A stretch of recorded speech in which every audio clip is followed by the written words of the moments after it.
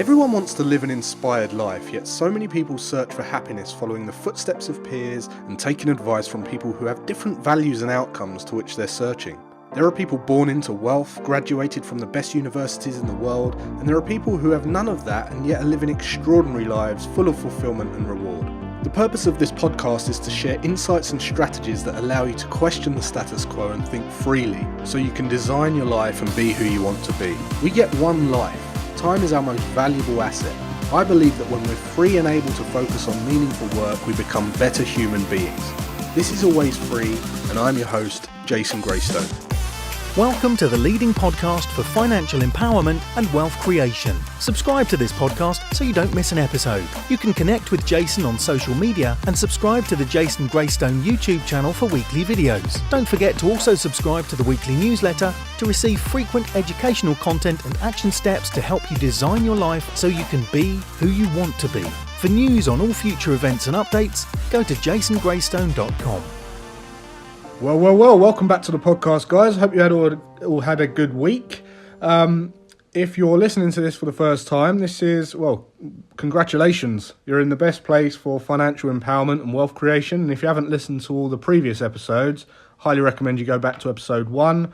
I've kind of taken these podcasts in order of my own personal journey. So the most value you're going to get from this is by going through them in order, and really kind of understanding a bit more about my background and why you should even bother listening to this episode.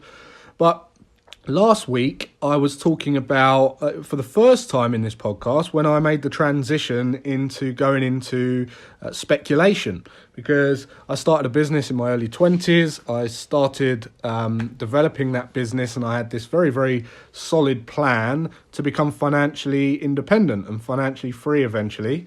So I went about starting a business, and then I spoke last week about the struggles of the frustration I had in my business and the need to accelerate to get into trading. And I went through some of the pains and problems that I faced, that some people, there's a lot of misconceptions about speculation, and I just kind of debunked some of those myths and some of the traps that people fall into when they think about going into speculation. So I plan on speaking about trading a bit more next week as well, into the actual intricacies of trading.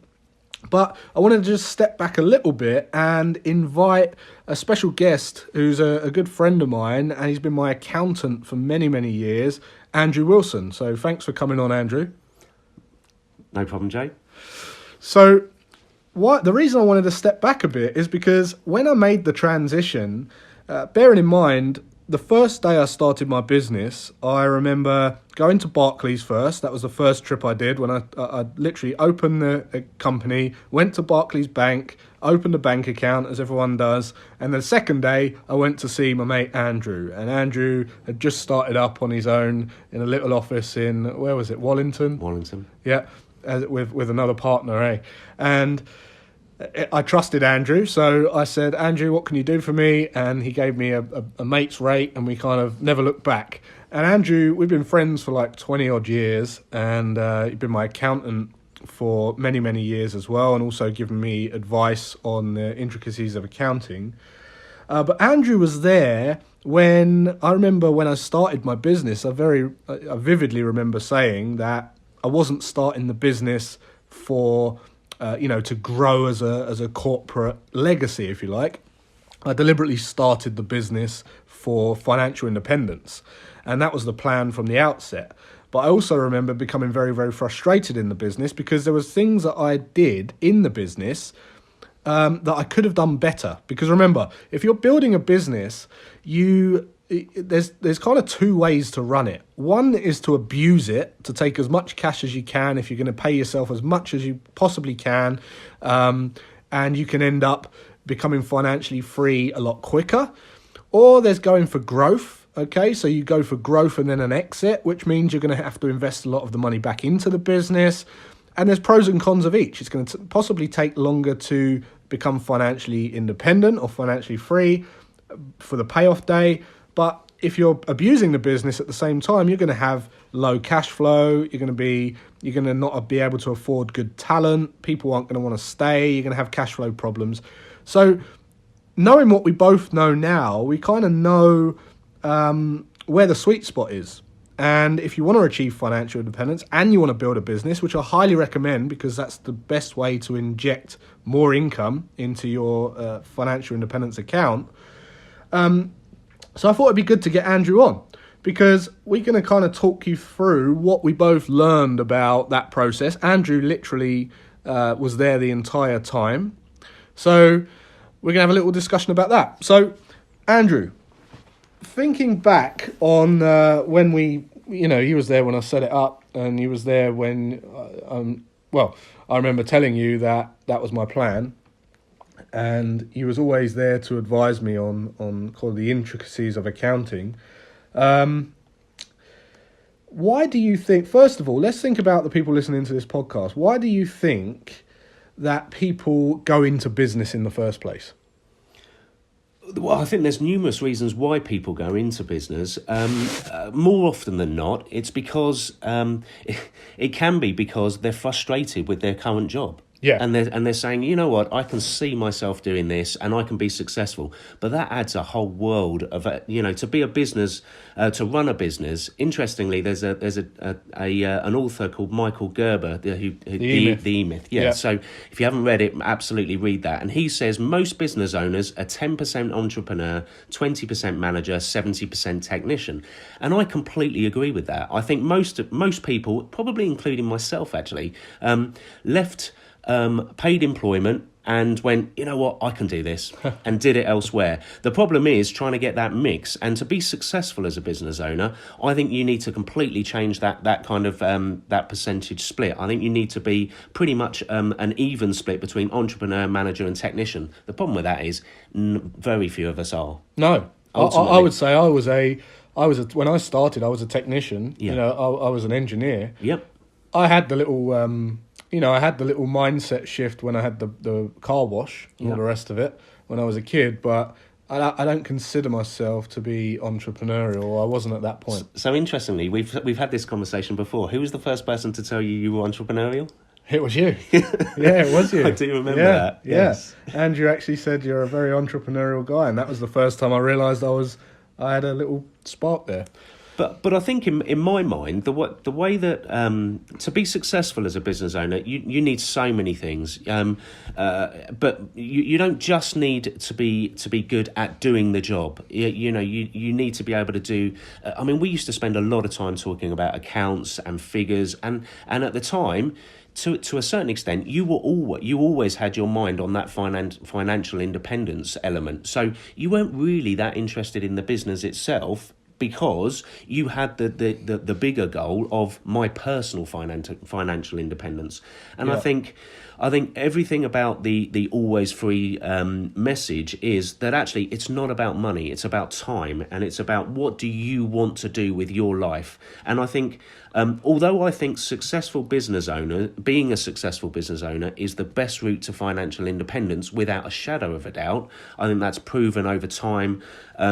I don't think that's an easy task to undertake. No. And would I suggest it's for everyone? No. Would I suggest everyone has a go? Yeah, pretty much. Yeah. Why not? You learn on the job. I learn on the job. You learn on the job. You learn a lot about yourself when you run a business. Last year there were 600,000 incorporations and 500,000 dissolutions in the UK, which is companies going out of business. There's a really good reason for that, because it's not easy. No. But you made a good point about definitely trying, because that's the best way to learn. My old boss, George Turnbull, he said to me that to be in business, you have to be in business. And it's so simple, but the message is, if you're not out there doing it, you're not going to continue being in it. No, I completely agree. I think, but I think that the message that we really have to portray here is to align your personal goals with your business goals. If you want to be successful in that arena, I think you have to align those two things. You're slightly different, Jason, in many ways, because you were very clear from the outset that you wanted your financial independence. Not a lot of people know that from the start. No. Not a lot of people start with that. What they start with is, I'm annoyed at my boss. I think I know my clients really well. Mm-hmm. I think I can generate a sustainable income. That is fine, but that isn't the end goal. I think that's what they want, but they don't know they want it, or they don't have a tangible. Because I think everyone wants financial freedom, but a very, very small percentage of the world get it. It's something like 1 to 3%. So if everyone wants it, but only 1 to 3% have got it, they're doing something fundamentally wrong, or they're not.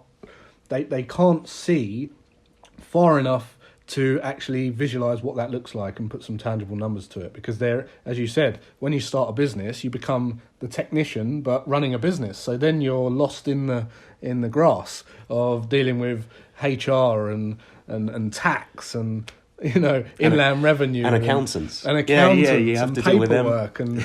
and maybe like if you're good at something, like I was an engineer, I didn't want to do quotes and delivery. I was doing deliveries and all that kind of stuff. I was like a 10-man band all of a sudden. So when you work in a business, very rarely are you dealing with the letters. Very, very rarely are you dealing with the phone calls. To everyone. And when you start a business, you have to do that. You don't deal with a bank. You have to do that. You don't deal with accountants. You have to do that. You don't deal with HR. You don't deal with credit control. I mean, it is a major headache for pretty much every business owner, successful and unsuccessful. Interestingly, credit control is probably the top of the top of the list of what people hate doing.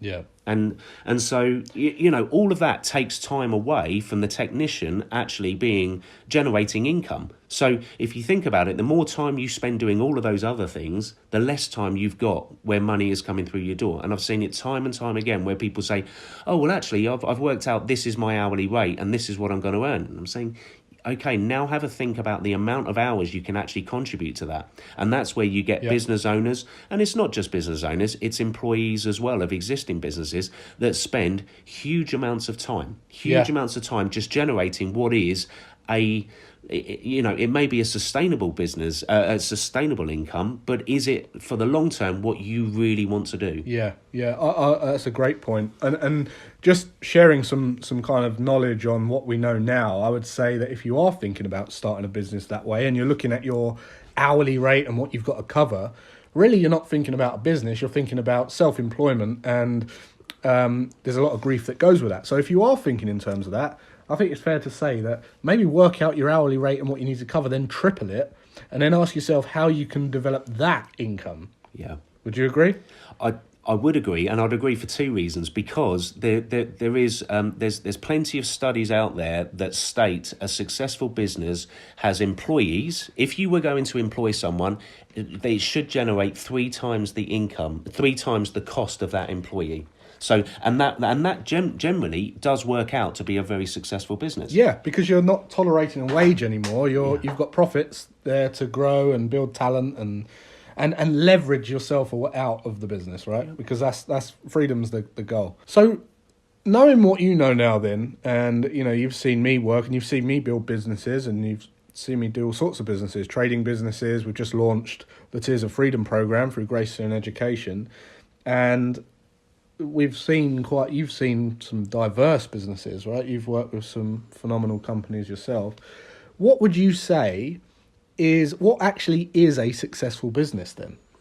Well, bottom line, and being an accountant and dealing with just the finances is quite limiting in some ways, because I think to justification of a successful business is bottom line profit. And that may sound harsh. It may sound, for those of you that are out there and saying, well, actually my business provides so much more to people. It's a health and mindset and well-being business. Yes. Do you know what? You may give people those things. You may find your niche in that area, but ultimately the success or the failure of your business is measured on your bottom line. Yeah.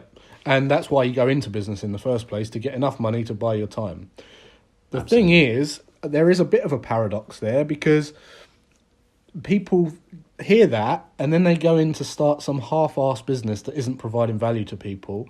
And I'm a big believer that your input is a result of your output.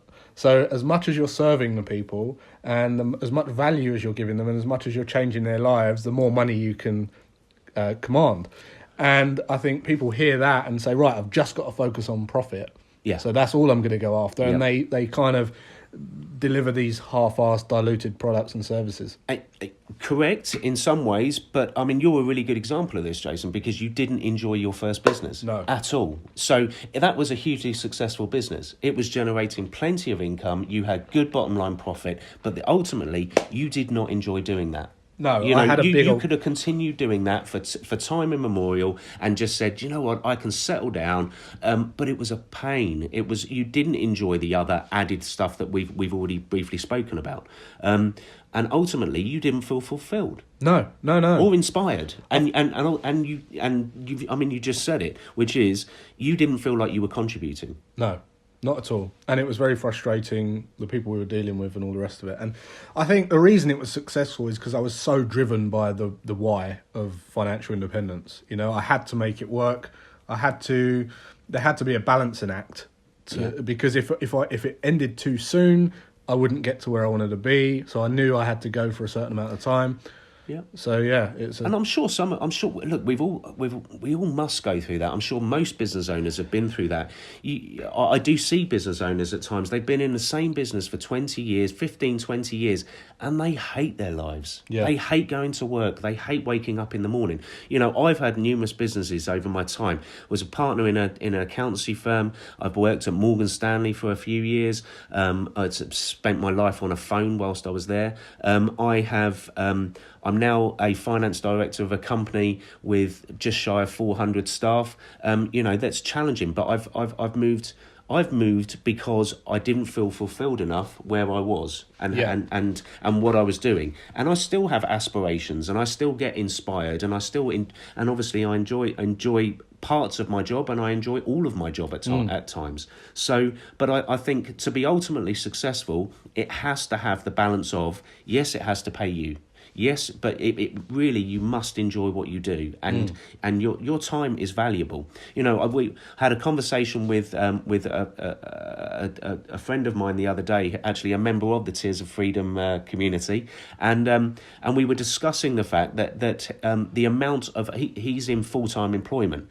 And what I was trying to portray, and what he completely got when we were finished, was he does just over 10 hours overtime on average every week, but he's on an annual salary. Right. So he doesn't get paid any more money for this. And in many ways, as a business owner, I like that. I like that mentality because he really wants to achieve, he wants to succeed. But he's been plugging away at this for a few years now, and it's not getting him where he wants to be. So the decision that you then need to make is, or what he needs to make is, how do I know how much time I'm doing? So we did some calculations, 10 hours a week. Basically, he's given them an extra 25% on top of his wage. It works out as coming up for about £12,500. Wow. Yeah, £12,500. And I think in some ways, what we were discussing was the fact that it was the lost time. It was the fact that actually all of that time, which worked out 10 hours a week, let's say you work 48 weeks a year, that's 480 hours. You know, 480 hours of time that's been given away for free. And do you know what? I can't fault it in some ways if you are then getting the return for doing it. You know, I would have no issues, and I'm certainly not trying to advocate people not working hard at their jobs for obvious reasons. But if you're going to start a business, you need that type of work ethic, right? Yeah, 100%. And so but ultimately, this isn't just for employees. This is also business owners as well. You know, plenty of us have done it. I've done it. I'm sure you've done it. You've been sat there at 10 o'clock, 11 o'clock, 12 o'clock at night, doing work and thinking, you know, ultimately, this is my responsibility. I have to do this. Yep. Not, I'm enjoying it and I want to do it. No. That's the fundamental difference. And people get lost in that trap because they often think that if I do want to start a business or I do want to develop financial freedom or achieve financial freedom, I better start working more. Yeah. And I better start working my way up this ladder to get more money or overtime and that's a trap that they fall into commonly, because if you hate your job and you're trying to work your way out of it, or you're not happy with your job and you've got a different agenda, then the last thing you want to do is spend more time there. Right? Yeah. You want to buy you want to think about how you can get as much time out as possible and do the bare minimum at your job and work on yourself in the spare time.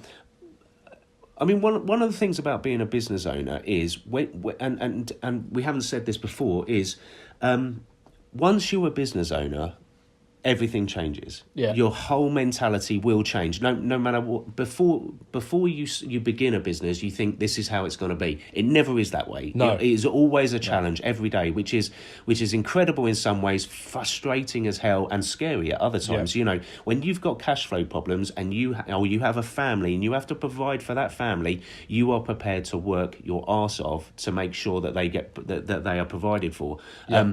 The difficulty is that over time you can't keep that up. You can't do everything in a business. No. You have to have decent people around you. So employees and people that work with you are so important. It's so important to keep people vested and keep people interested in the work and reward them for it. Yeah.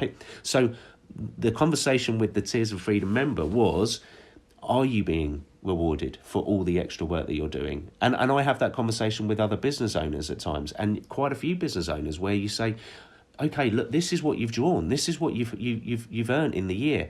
Let's start putting that into an hourly wage. Yeah. You start comparing that to what you were earning before, and all of a sudden, it doesn't become viable. No. All you've done is you've swapped one job for another job. Are you working for the business, or is the business working for you? Is a question that comes up quite often. Okay, so it's important to do something you enjoy, and it's important to be fulfilled and kind of actually serve people. That's going to make you wake up every morning and happy to go to your business. So, but what from a financial point of view then, and I guess an accounting point of view, what do you recommend on the focus should be? You said profit, but you know, how are we going to go about building profits in a business sustainably?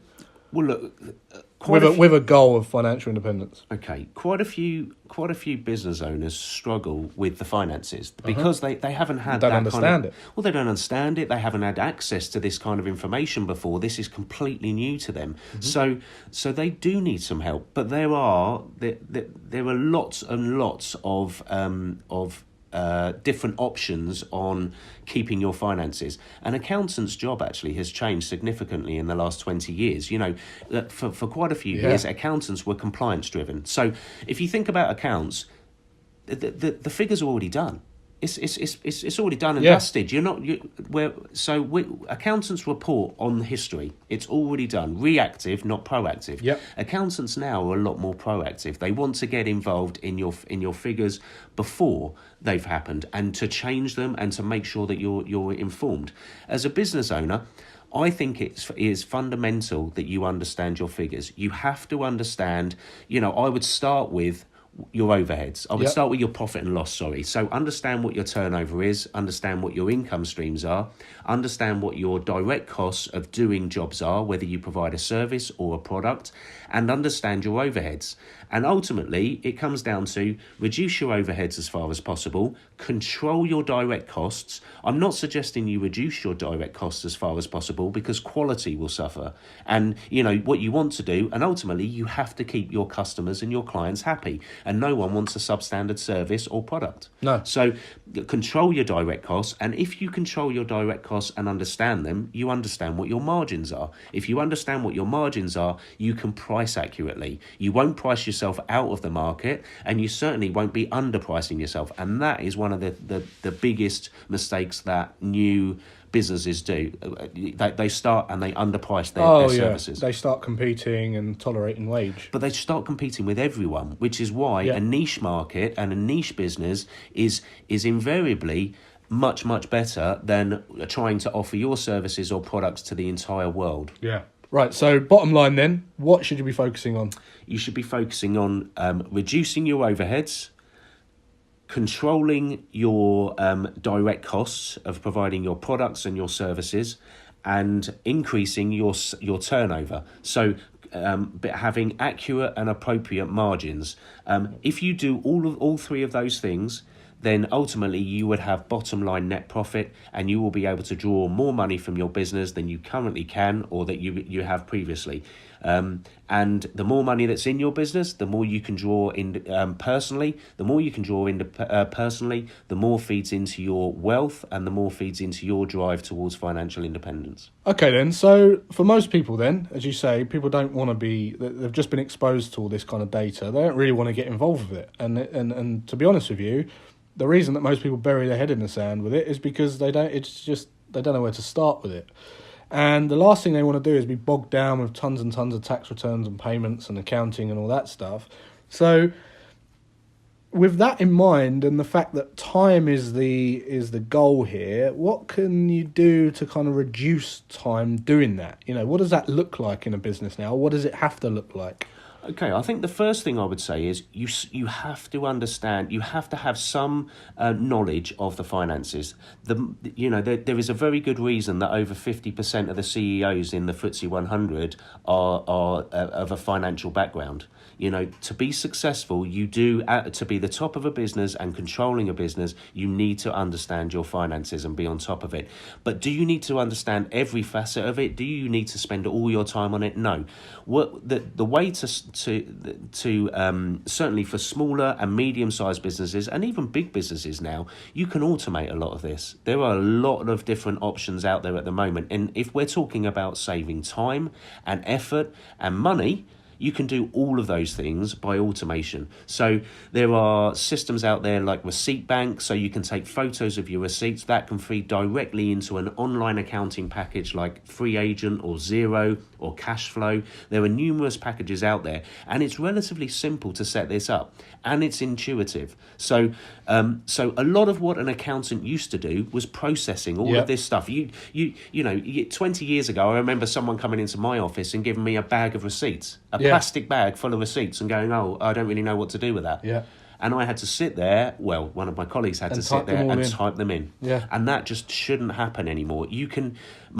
I advocate live accounting, having your accounts bang up to date, because if you've got live accounting, what you can do is make decisions based on accurate information that's in front of you. Again, you need to understand your figures to do it.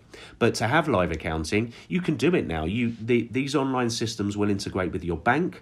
You can do your sales invoices on it. You can have all your purchase invoices on it. You'll know how much money is due to you and how much money is due out. Mm-hmm.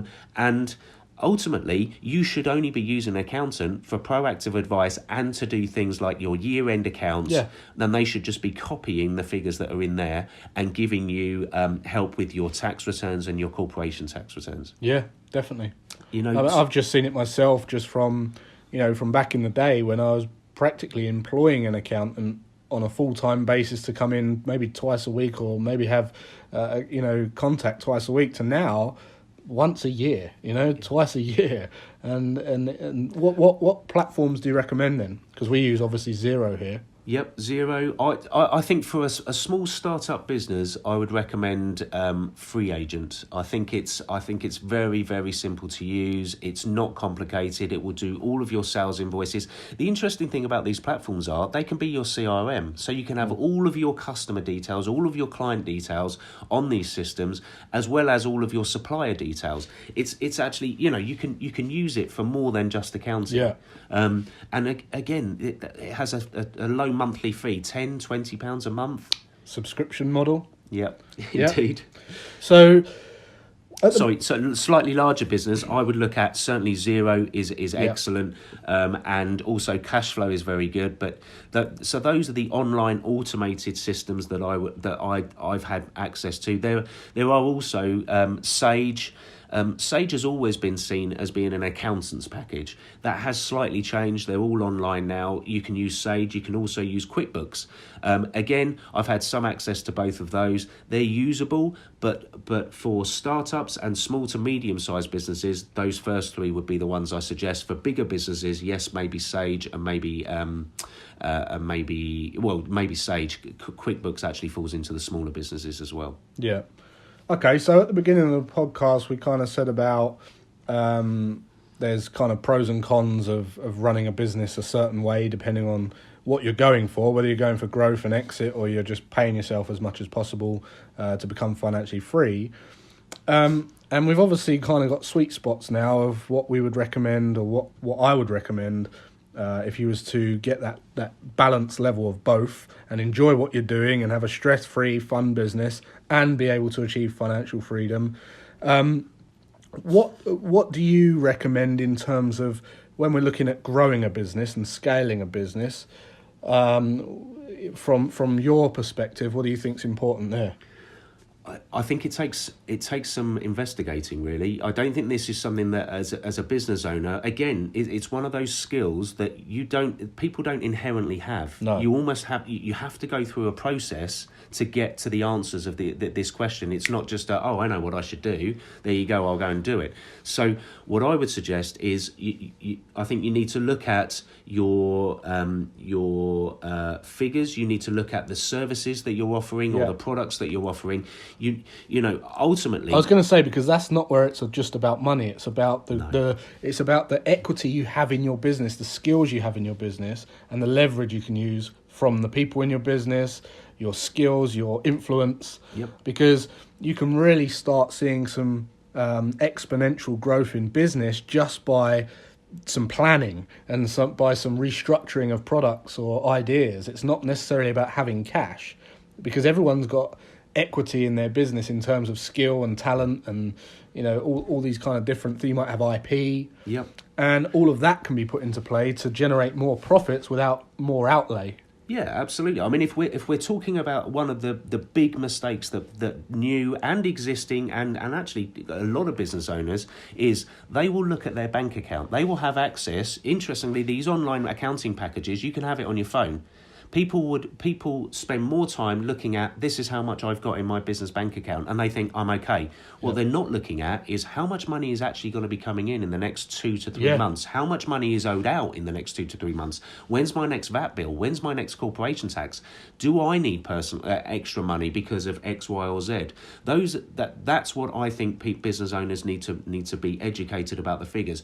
What money you've got in the bank does not dictate how successful your business is. But it serves their animal brain, Absolutely. and that goes back to the cash buffer in the business, because when you've got a cash buffer and a cushion, you're not worried about what the balance is in the bank. You can track it, but it doesn't control your emotions. It doesn't dictate when you feel good about going shopping at a weekend, or it doesn't. It doesn't matter. It makes no difference. Yeah. And I think people have got the wrong mindset when you go into business with thinking that the more cash you've got in the bank, the more the better your business is going to be, or the more scalable it's going to be, or the more successful you're going to be. It's not necessarily true, because as you just said, you don't know how much you've got going out. You don't know what what tax bills are in the long run, and there's certain things that you can do. I mean, I just ran a calculation here on this compound interest calculator because I do nerdy things like that. But just for an example, let's just say that you don't have this business that's going to earn millions and millions, and you're just going for $500,000 a year. I just did a calculation here where if you was to generate $500,000 a year, which is very, very achievable in today's standards, if you pick your niche and you go out there and you start putting yourself out there and putting your message out there and developing good, valuable products, getting to £500,000 is very, very achievable. And let's just say you was bringing in $500,000 income and you took half of the profit, okay, and you dumped it into investments, and you was generating around an 8% annual yield. After 40 years, you can see, look, let's just see. So that's 22 grand. Let's just say 20 to 22 grand a month you'd be depositing into investments. After 40 years, that'd be 100.6 million, 101.6 million. At 20 years, that would be 15.8 million. So people don't think about those kind of numbers. I mean, what is 20 years? What is 10 years? 10 years, look, 5.2 million. In pure... And what you have to realise is that's a balance which will pay you a 500 to £1 million in income without denting into the original investment once you get to that point. I think one of the interesting things about running a business is that as as a business owner, you want to be successful. Everyone wants to win, and everyone wants to do. But lots of business owners will say, you know what? Actually, it's not bottom line profit that I'm really interested in. What I'm interested in is I serve the public, feeling needed, and I feel purposeful. It might be health, well-being. Generally, you know, I do find this in that kind of industries. But those people that are offering extra services that help with people's health and well-being, what they do is they undervalue what they're providing, and what they are providing is absolutely has a value. You know, and those kind of figures are achievable for lots of businesses, but the vast majority of businesses do not achieve those figures in the UK. No. And that's exactly what we said at the start, which is 600,000 incorporations, 500,000 dissolutions in 1 year. There's a very good reason for that, because people do not have the skills to be able to succeed in business. And there is a route to success. You know, there is an ecosystem of products and services that you can offer. But I think that's another area of, if you're talking about growth, I think the first thing you need to look at as a business owner is, what do you want to do? What do you want to spend your time doing in this business? If you don't want to do, and if you hate this industry, but you know it's a profitable industry, do you want to do exactly what you did, Jason? No. Do you want to work your way out of that industry, but still have the business in the background? Potentially. People do that. I'll give you an example on that. When I was running the business, and I was very, very frustrated, and it was taking a lot of my time because my mind wasn't in it, when I learnt to trade and have that break and get away from the business, now if I start a business, I've just launched, I've launched a couple of businesses over the last few years, and I literally tripled my income that I was earning in that business. Yeah. So just by focusing on something that I really enjoyed and I loved, it honestly, it pays off. There's no point doing something that you're dreading going to every day. So in my mind, I've got this kind of little... I think the first thing you have to look at is, I call it Yoda. So first thing you look at is what you want to do. Identify what you want to do in the business. And when I say that, I literally mean go through everything that this business does. Go through the accounting function, go through the sales, go through the dealing with suppliers, go through the marketing, go through the HR, go through the payroll, go through everything. Identify what you want to do as a business owner, and say, you know what, this is mine. This is what I want to do. So you first, then outsource. What can you outsource outside of the business that is going to save you time? And if it saves you time because you don't want to do it, if it costs a bit, that's fine. Yeah. That's not an issue. That is a sunk cost that actually is a requirement of the business. So outsource. The next one is delegate. You've got to have decent people around you. You've got to have people that you trust, and you've got to encourage these people to be successful as well. The more successful your business is, the more successful they are, the greater you can reward them. Yep. So delegate is the third, and the last one is automate. And my view about this, and I think yours is as well, Jason, is automate as much as possible. Everything. Yeah. Yeah. Very much a fan of first making whatever product or service you've got mobile, and then making it passive. So first of all, being able to do it from anywhere in the world, and then second of all, how to spend less time doing it. So if we're talking about passive income, we had a discussion before we actually started recording, didn't we? And we were saying, if you as a business owner could cover your overheads entirely with passive income. So let's have an example. Jason, give us an example of passive income. Well, passive income is income that requires, I define it by taking less of an hour and a half of your time per year. Perfect. Okay. Yeah. So in my mind, I associate passive income with intellectual property, IP, and I say, you know what? Generally, in most cases, passive income is online income. So for those businesses, those people that are listening to this, that have a business that provides a service, such as a builder, an accountant, a technician, those kind of businesses, you have to work, or your staff have to work, and they earn either a wage or they earn per project or per job. That's fine, but ultimately someone has to be there. Passive income is not tangible. It's someone doesn't have to allocate an hour of their time. So once you've provided this service and you've built the platform, or you've built the ebook, you've built the information, you don't have to revisit it unless you want to, of course. So I agree. That is passive income, and in my mind, if you can cover your overheads in the business with just your passive income, then everything else on top of that It's cream. Yeah, Yeah. absolutely. And that is what Which you can draw. then put into investments or in withdrawal, yep. That's it. Exactly that. Okay, so just lastly then, just to round up, we've covered a lot of ground here. Just bullet point kind of what we've been over. So the goal's financial freedom, right? Yep. We recommend that you start a business. We do. Because that's the way that you're going to control your income. Even if it's a side hustle initially. Yep. Yeah, and if it is a side hustle, don't spend more time thinking that you've got to work at your business that you're in at the moment. Actually think about how much time you can work on your side hustle more and try and escape your current job. Think about what your time's worth. Absolutely. Yeah, think about what your time's worth.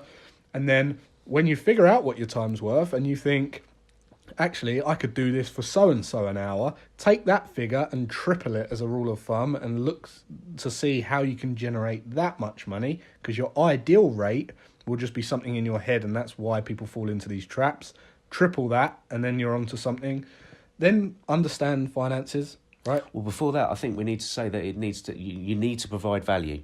Whatever Provide you're doing value, needs to obviously, provide yeah. value. Yeah, so in your, whatever it is you do, focus on that, providing more value than anyone else first. Once you start the business, understand finances and your costs. Yeah, absolutely. Yeah. Build a cash buffer as soon as possible. I think, the Tiers of Freedom program talks about a cash buffer for individuals. I think a cash buffer for a business is imperative to give you confidence in doing anything that you want to do in the future and not having those big hikes and drops. You do find lots of businesses have these feast or famine times. Ideally, a cash buffer will help with that. Yep. And then finally, automate as much as possible, so it not only removes your emotions with the money, you don't have to keep looking at it. Even things like tax, right? Just pay if you can automate your tax bill, do that. The least you have to look at your money, the better. And also, if you're automating everything, it's going to free up your time to naturally develop better ideas, be more creative, more products, or just free time. Yeah, and to coin a phrase, do what you want to do. Be who you want to be. We've been over a lot of topics here. If you've got any questions on this or want to find out a bit more or anything's resonated with you, you could always join the Tiers of Freedom Facebook group, which is tiersofreedom.com/mastermind. Or if you're interested in learning about the program, you can always fill in a application form. You're not committing at that point, but you can go to fill out the application form in the link in this podcast, and you'll be considered. We'll send you some more information on the program. So, hope you got value. Thanks for coming on, Andrew. Until next week, guys, have a great rest of your day and weekend, and I'll see you then.